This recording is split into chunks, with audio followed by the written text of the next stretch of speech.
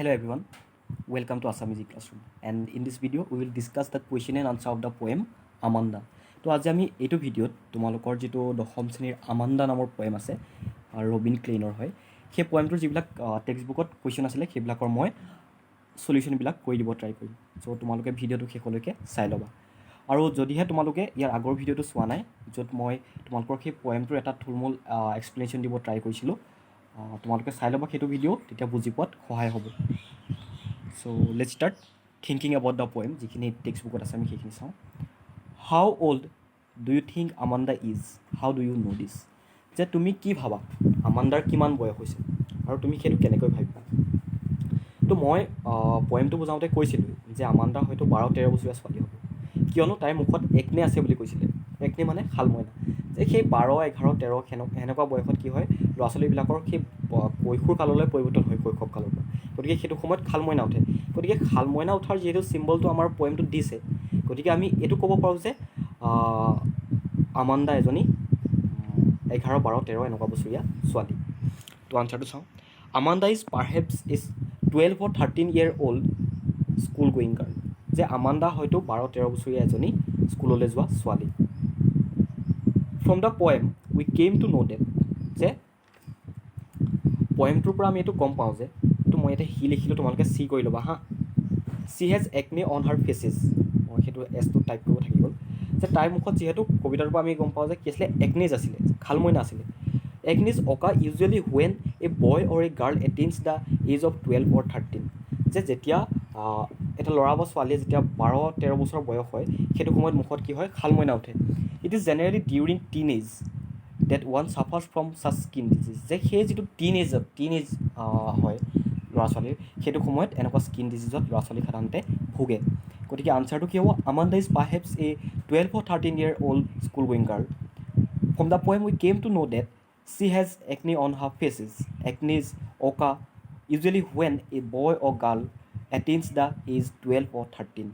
It is generally during teenage that one suffers from such skin disease. Question number second song. Question number 2. Who do you think is speaking to her? যে কোনে কৈ আছে বুলি ভাবিছা? আমাণ্ডাক যে কিছুমান এইটো নকৰিবা সেইটো নকৰিবা কৈছিলে, কোনে কৈ আছে বুলি ভাবিছিলে? আমি গম পাইছোঁ যে কোনোবা পেৰেণ্টছে ক'ব, কিন্তু হয়তো তাইৰ মাক হ'ব পাৰে। আনচাৰটো চাওঁ। I think one of her parents is speaking to her, মই ভাবোঁ যে কি কোনোবা এজন পেৰেণ্টছে তাইক সেইবিলাক কৈ আছে। Most probably it is her mother, যে মাকেই হয়তো হ'ব। In a traditional household mother is held responsible for the conduct of child, যে যিটো আমাৰ ট্ৰেডিশ্যনেল যিটো পৰম্পৰাগত ব্যৱস্থা, আমাৰ ঘৰুৱা যিটো ব্যৱস্থা, সেই ব্যৱস্থাত ল'ৰা ছোৱালীৰ কিবা এটা ভুল হ'লে বা ভাল হ'লে সেইটোৰ কাৰণে ৰেছপনচিবল সদায় মাক হয় দেউতাকতকৈ আগতে। গতিকে এইটো নকৰিবি সেইটো নকৰিবি বুলি আমি ক'ব পাৰোঁ, সেইটো মাকেই কৈছে বুলি আমি ক'ব পাৰোঁ। In this case also' the instruction suggest that the speaker is Amanda's mother, গতিকে এইবিলাক ইনষ্ট্ৰাকশ্যনৰ পৰা আমি গম পাওঁ যে এই স্পীকাৰজন যিজনে আমাণ্ডাক কৈ আছিলে সেইগৰাকী তেওঁৰ মাতৃয়ে বা মাকেই হ'ব। মই আনচাৰটো আকৌ পঢ়ি দিছোঁ। I think one of her parents is speaking to her. Most probably it is a mother. In a traditional household, mother is held responsible for the conduct of child. In this case, also the instruction suggests that the speaker is Amanda's mother. Question number 3 to solve. Why are stanza 2, 4 and 6 given in parenthesis? Parenthesis মানে ব্ৰেকেটত দিয়া, যে 2 number পেৰেগ্ৰাফটো 4 number আৰু 6 number পেৰেগ্ৰাফটো কিয় পেৰেণ্থেছিছত দিছে, কিয় ব্ৰেকেটত দিছে? আমি গম পাইছিলোঁ যে সেইটো আমাণ্ডাৰ যিটো ইনাৰ ফিলিং, তাই যিটো মনৰ পৃথিৱীখনৰ যিটো আশা বা সপোন, সেইটো বুজাবলৈ ব্যৱহাৰ কৰিছে। তাই মনতে ভাবি আছে, গতিকে সেইটো দিবৰ কাৰণে কিহত লিখিছে, সেইটো ব্ৰেকেটত লিখিছে। আনচাৰটো চাওঁ। ষ্টেঞ্জাজ 2, 4 and 6 are given in parenthesis, যে ব্ৰেকেটত দিয়া হৈছে সেইকেইটা ষ্টেঞ্জা। কিয়? Because this stanzas portray the inner thoughts of Amanda, কিয়নো সেই যিকেইটা ষ্টেঞ্জা আছে সেইকেইটাত আমাণ্ডাৰ অন্তৰৰ যিটো ভাৱ, যিটো ইনাৰ ফিলিং, সেইটো বুজাইছে। They can be taken as the reaction of a child for her instruction given in stanzas 1, 3 and 5. আৰু সেইকেইটা ষ্টেঞ্জাক যে 1, 3, 5ত যিকেইটা মাকে ইনষ্ট্ৰাকশ্যন দিছিলে সেইকেইটা ৰিয়েকশ্যন হিচাপে আমি ক'ব পাৰোঁ। Here there is an alternate sequence of scolding of her mother and corresponding reaction to it given by a child. ইয়াতে যে মাকে গালি পাৰে বা তেনেকুৱা কিবা কৰে, সেই গালি পৰাটোৰ এটা ৰিয়েকশ্যন চাইল্ডটোৱে যেনেকৈ দিব সেইটো বৰ্ণনা কৰিব গৈ যে মনৰ ভিতৰৰ পৰাই ক'ব লাগিব কথাখিনি, সেইবাবে কিহত লিখিছে, সেইটো ব্ৰেকেটত লিখিছে। Also' parenthesis is used here to make the reading of the poem friendly. যে ই কমাত নিদিবা হা, যে সেই যিটো পেৰেণ্থেচিছ ইউজ কৰিছে, ব্ৰেকেটত যিটো লিখিছে, সেই ব্ৰেকেটত লিখাৰ বাবে পয়েমটো আমাক ফ্ৰেণ্ডলি লাগিছে, কিয়নো যে আমি সেইটো গম পাই গৈছোঁ যে সেইটো তাইৰ ইনাৰ ফিলিংটো বৰ্ণনা কৰিব বিচাৰিছে। মই আকৌ পঢ়ি দিছোঁ। Stanzas 2, 4 and 6 are given in parentheses because these stanzas portray the inner thoughts of Amanda. They can be taken as the reaction of the child for instructions given in stanza 1, 3 and 5. Here there is an alternate sequence of scolding of her mother and corresponding reaction to it given by the child. Also parenthesis is used here to make the reading of the poem friendly. Question number 4 to so idea. Who is the speaker in stanzas 2, 4 and 6? Do you think the speaker is listening to the speaker in stanzas 1, 3, 5? So 2, 4, 6 যিকেইটা ব্ৰেকেটত দিয়া আছে সেইকেইটাৰ speaker কোন হয়? আৰু কৈছে do you think the speaker is listening to the speaker in stanza 1, 3, 5? তুমি এইটো ভাবা নেকি যে 1, 3, 5 and 7 যে 1, 3, 5 আৰু 7ত যিকেইটা ষ্টেঞ্জা আছে সেইকেইটা ষ্টেঞ্জাত যিগৰাকী স্পীকাৰে কৈ আছে সেই স্পীকাৰজনৰ কথাবিলাক 1, 3, 5ত কোৱাজনৰ স্পীকাৰে শুনি আছে, মানে মাকৰ কথাবিলাক আমান্দাই শুনিছেনে নাই শুনা সেইটো সুধিছে। আনচাৰটো চোৱা। The speaker of the stanzas 2, 4 and 6 is the child Amanda. কোন হয় স্পীকাৰটো সেইকেইটা ষ্টেঞ্জাৰ? আমান্দা হয়। No' she is not paying any attention to the speaker of the stanzas 1, 3 and 5। আৰু তাই সেই 1, 3, 5ৰ যিটো মাকে যিবিলাক কথা ইনষ্ট্ৰাকশ্যন দি আছে বা সেই ষ্টেঞ্জাকেইটাৰ স্পীকাৰজনৰ কথালৈ এটেনশ্যন দিয়া নাই। Her imagination provides her a free from her reality. যে তাইৰ যিটো ইমাজিনেশ্যন, যিটো মনে কিবা এটা ভাবিছে হা, সেই ভবাটোৱে কি কৈছে তাইক সেই ৰিয়েলিটিৰ পৰা যিটো বাস্তৱ হয় সেই বাস্তৱৰ পৰা আঁতৰাই দিছে। কুৱেশ্যন নম্বৰ 4 মোৰ আনচাৰটো মই আকৌ পঢ়ি দিছোঁ। The speaker of the stanzas 2, 4 and 6 is the child Amanda. No, she is not paying any attention to the speaker of stanza 1, 3 and 5 as she is in a world of her own. Her imagination provides her a flee from her reality. Question number 5 to so. What could Amanda do if she were a mermaid? যে তেওঁ যদি আমান্দা যদি এজনী জলকুঁৱৰী হ'লহেঁতেন বা জলপৰী হ'লহেঁতেন তেতিয়া তাই কি কৰিলেহেঁতেন? তাই যে সাগৰত থাকিলহেঁতেন বুলি কৈছিলে যে Amanda wishes to be mermaid because then she would be able to lead a free life without any obligations. যে আমান্দা মাৰ্মেইড হ'ব বিচাৰে, কিয়নো তাই সেই মাৰ্মেইড হ'লে তাই যিটো পৰাধীনতা আছে, মাক বাপেকে যিটো বাধা দি থাকে তাইক, সেইটোৰ পৰা আঁতৰি এটা ফ্ৰীডম পাব, এটা স্বাধীনতা পাব। She wants complete freedom. তাই সম্পূৰ্ণ স্বাধীনতা বিচাৰে। She doesn't like to be nagged by her parents all the time. যে তাই অনবৰতে মাক বাপেকৰ কথা মতে চলিব নিবিচাৰে। মই আনচাৰটো আকৌ পঢ়িছোঁ। Amanda wishes to be a mermaid because then she would be able to lead a free life without any obligation. She wants complete freedom. She doesn't like to be nagged by her parents all the time. Question number 6 টো চাওঁ। Is Amanda an orphan? Why does she say so'? আমান্দা এগৰাকী এজনী অৰ্ফেন হয় জানো? ঘাটমৰা ছোৱালী হয় জানো? নহয়তো। কিন্তু তাই সেই বুলি কিয় ভাবিছে সুধিছে। তাই কিয় নিজকে অৰ্ফেন বুলি ভাবিছে? কাৰণ যদি অৰ্ফেন হয় তাই সেই স্বাধীনতাখিনি থাকিব য'ত মাকহঁতৰ কোনো বাধা নাথাকিব। এতিয়া আনচাৰটো চাওঁ। ন' আমান্দা ইজ নট এ অৰ্ফেন। আমান্দা এজনী অৰ্ফেন বা ঘাটমৰা ছোৱালী নহয়। Though' she wishes to be one. কিন্তু তাই এগৰাকী অৰ্ফেনহে হ'ব বিচাৰে, কিয়নো Amanda wishes to be a mermaid. আৰু লগতে কি হয় যে তাই মাৰ্মেইডো হ'ব বিচাৰে, য'ত তাই কি থাকিব then she would be able to lead a free life without any obligation. She wants complete freedom. She doesn't like to be nagged by her parents all the time. যিহেতু তাই অনবৰতে পেৰেণ্টছৰ দ্বাৰা কি হয় যিবিলাক এইটো কৰিবি সেইটো নকৰিবি তেনেকুৱাবিলাক কথা মানি চলিব লগা হয়, সেইবিলাক মাৰ্মেইড এগৰাকী হ'লে বা অৰ্ফেন হ'লে সেইবিলাক মানি চলিবলগীয়া যিহেতু নহ'ব, তাই স্বাধীনতাটো পাই যাব। গতিকে তাই কি হ'ব বিচাৰে? এগৰাকী অৰ্ফেন হ'ব বিচাৰে বা আৰু মাৰ্মেইডো হ'ব বিচাৰে। মই মাৰ্মেইডৰ আনচাৰটো লগতে দি দিছোঁ ইয়াতে। কুৱেশ্যন নম্বৰ 7 টো চাওঁ। Do you know' the story of Rapunzel? Why does she want to be Rapunzel? তো ৰিপাঞ্জেলৰ যিটো ষ্টৰি হয় সেইটো ময়ো ভালদৰে নাজানিছিলোঁ, তো মই সেইটো ইণ্টাৰনেটৰ পৰা লৈ লৈছোঁ। মই সেইটো লিখিও দিছোঁ তোমালোকক, চ'ৰ্চটো ইণ্টাৰনেট বুলি। তো কি হয় ৰিপাঞ্জেলৰ ষ্টৰিটো কম এতিয়া মই। Story of Rapunzel. Rapunzel story revolves around her life on a tower. Rapunzel was made to live on a high tower by a witch. যে এটা উইটছে ৰিপাঞ্জেলক ক'ত বাস কৰিবলৈ দিছিলে? এটা টাৱাৰৰ ওপৰত।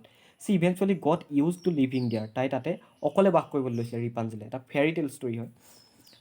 She was happy and satisfied with her life, তাই যিহেতু অকলে ইমান ওপৰত বাস কৰিবলগীয়া হৈছিলে কিন্তু ৰিপাঞ্জেল তাতে সুখী আছিলে। Rapunzel had very long golden hair using which the witch use to pay her a visit, আৰু ৰিপাঞ্জেলৰ খুব দীঘল চুলি আছিলে আৰু সেই চুলিবিলাকে দিয়ে সেই উইটছটো যিটোৱে তাইক তাত বাস কৰিব দিছিলে সেই উইটছটো সেই চুলিয়ে দিয়ে উঠি যায়। The fate of Rapunzel took a turn when one day a prince came to meet her using her hair, আৰু ৰিপাঞ্জেলৰ সৌভাগ্য ঘটিলে যেতিয়া এজন প্ৰিন্স, এজন ৰাজকুমাৰ তাইৰ চুলিয়েদি গৈ তাইক ভিজিট কৰিলে। The witch had punished both of them by separating them, আৰু উইটছটোৱে সিহঁতক দুইটাকে শাস্তি দিলে, কি কৰি শাস্তি দিলে, যে পৃথকীকৰণ কৰি। Finally they met after a couple of years only to be united forever this time, আৰু পাছত সিহঁতে লগ হ'ল আৰু একেলগে থাকিবলৈ ল'লে, মানে বিবাহ পাশত আবদ্ধ হ'ল। গতিকে ষ্টৰিটো হৈছে সেইটো হা। কিন্তু আমাণ্ডাই ৰিপাঞ্জেল কিয় হ'ব বিচাৰিছে সেইটো চোৱা। Amanda wishes to live like Rapunzel on a high tower away from everyone, কিয়নো তাই ওখ টাৱাৰটোত বাস কৰিব বিচাৰে যে সকলোৰে পৰা আঁতৰি থাকিব পাৰিব। She seeks peace and harmony, তাই শান্তি বিচাৰে। That is the reason Amanda wishes to be like Rapunzel, আৰু সেইবাবে তাই ৰিপাঞ্জেল হ'ব বিচাৰে। However, she also makes a point that in order to avoid being disturbed, she would never let her hair down for anyone to climb to her. আৰু তাই এইটো কথাও কৈছে যে তাই যি কোচা ব্ৰাইট চলি আছে সেইটো কোচা কোনো কাৰোবাৰ বাবে কেতিয়াও তললৈ পেলাই নিদিয়ে, কিয়নো সেই চুলি কোচা ব্যৱহাৰ কৰি হয়তো কোনোবা উঠি যাব পাৰে, যিহেতু তাই অকলশৰে বাস কৰিব বিচাৰে আৰু স্বাধীনতাবিলাক ল'ব বিচাৰে, গতিকে তাই সেই চুলিখিনি তললৈ পেলাই নিদিওঁ বুলি কৈছে। She needs no' one to make her life happy, আৰু তাইৰ জীৱনটো সুখী কৰিবলৈ তাইৰ কাৰো প্ৰয়োজন নাই। সেইটো হ'ল কুৱেশ্যন নম্বৰ 7ৰ আনচাৰটো। দেন কুৱেশ্যন নম্বৰ 8টো চাওঁ, আৰু এটা আছে question number 9। What does the girl yearn for, যে ছোৱালীজনীয়ে কি বিচাৰিছিলে আচলতে, ছোৱালীজনীয়ে কি বিচাৰে। এই girl like Amanda yearn for freedom and space for her life for herself, যে আমাণ্ডাৰ নিচিনা ছোৱালীজনীয়ে স্বাধীনতা আৰু নিজৰ বাবে নিজে যিখিনি কৰিব বিচাৰে সেইখিনি কৰিবলৈ বিচাৰে। She is incapable to fulfil the expectations of her parents, আৰু সুধিছে what is the poem tell about Amanda, কবিতাটোত আমাক আমাণ্ডাৰ বিষয়ে কি কৈছে। সেইটো হৈছে কি she is incapable to fulfil her expectation of her parents, যে তাই মাক বাপেকৰ যিবিলাক এক্সপেক্টেশ্যন থাকে সেইবিলাক তাই কৰিবলৈ মন নাযায় মানে। Amanda is not less than a symbol of all the children who face similar fate irrespective of class colour and nationality, যে আমাণ্ডা এনেকুৱা এটা চিম্বলো হয় গোটেই ল'ৰা ছোৱালীবিলাকৰ হৈ, যে আমাৰ ট্ৰেডিশ্যনেলি কিছুমান ল'ৰা ছোৱালীক শিক্ষা দিয়া হয় যে এইটো নকৰিবি সেইটো নকৰিবি, কিন্তু সেইবিলাক কৰাৰ প্ৰয়োজনীয়তা থাকে, গতিকে সেই যিটো প্ৰয়োজনীয়তা থাকে সেইটোৰ এটা কি হয়, তাই চিম্বল হয়। Traditionally societies demand a certain type of behaviour from the individuals and the training to produce such begin at the very young age, যে পৰম্পৰাগতভাৱে সমাজ এখনে কিছুমান ব্যক্তিৰ পৰা কিছুমান বিহেভিয়াৰ ব্যৱহাৰ আশা কৰে, হয়তো ব্যৱহাৰবিলাক ভালো হ'ব পাৰে বেয়াও হ'ব পাৰে, আৰু সেই ব্যৱহাৰটো কৰিবৰ বাবে ল'ৰা ছোৱালীবিলাকক সৰু কালৰ পৰাই ট্ৰেইনিং দিয়া হয়, প্ৰশিক্ষণ দিয়া হয়। Parents ignore the innocence and understanding level of their children and their by the young ends up killing their imagination and thoughts, আৰু কি হয় সেই ট্ৰেইনিংটো দিব যাওঁতে মাক বাপেকে কেতিয়াবা সেই ল'ৰা ছোৱালীবিলাকৰ ইন'চেঞ্চ ল'ৰা ছোৱালীবিলাকৰ যিটো বুজি পোৱাৰ যিটো ক্ষমতা সেইটো ধ্বংস কৰি পেলাই বুলি কৈছে, আৰু যে সিহঁতৰ যিটো ইমাজিনেশ্যন চিন্তাধাৰা সিহঁতৰ চিন্তাধাৰাটো সৰুতেই মাৰি পেলোৱা হয় বুলি কৈছে। A girl like Amanda yearns for freedom and space for herself. She is incapable to fulfill the expectation of her parents. Amanda is no less than a symbol for all the children who face similar fate irrespective of class, color, and nationality. Traditional societies demand a certain type of behavior from the individuals and the training to and their training. Itu datu kati tomalke day koliba. And their training to produce such begins at the very young age.